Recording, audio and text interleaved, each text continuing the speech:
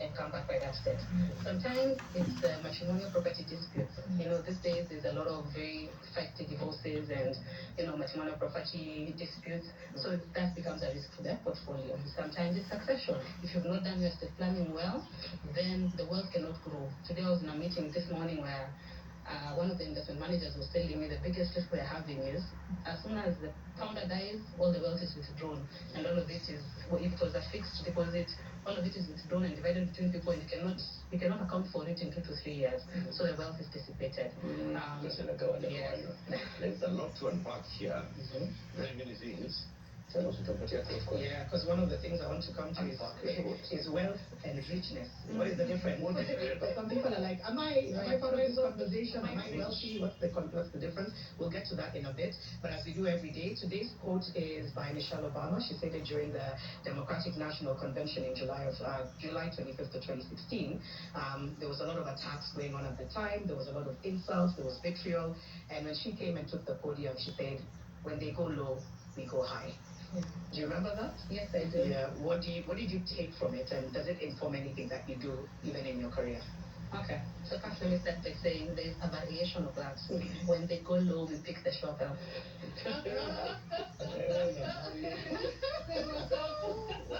I'm putting it under who says that. So one day if you're going to go to a friend again. When they go low, we pick the shovel. Yeah. So, but I don't believe in that. I agree with that. I agree with when they go low, we go high, because the truth of the matter is that's the one we're told when we were growing up all the time. You do not argue with a fool. They will pull you to their level and defeat you because they have experience. Yeah, they already experienced at that level. They're not used to it. So for sure. And I think how it shows up mostly in my work would be on an ethics issue. Yeah, I do know that obviously yesterday I saw a meme that said don't date a content creator, better date a doctor or those demons called lawyers. I know that lawyers sometimes have a very negative, we have a very negative reputation. So I think whenever we are taking ethical decisions, and I've understood we're very clear on that matters, whenever we're taking ethical decisions, whatever we're doing, because with wealth, you're literally opening up yourself in front of me. You're being naked with your assets and how you acquire them. And I'm a lawyer, so I can tell where the loopholes are. So you need to know that you can trust me. You need to know that I will be ethical in the decisions I make. You need to know that it will be confidential between me and you, because you don't know how many times the clients come in together, a man and a woman, then later someone calls you later and says, oh, so there's another family. What are we going to do about the other assets? Yeah, I think every lawyer has a book in them. So the things that you see, if they weren't found, that's true. By lawyer privilege, yeah, but legal privilege. Yeah.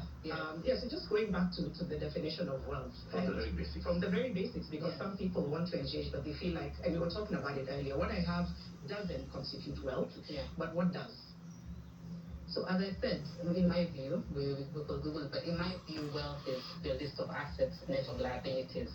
Yeah, and it's also your net worth. And wealth, I think sometimes is, yes, as I'm saying, financial, and we can account for it, but I've also met clients who had what I'd say are sentimental assets.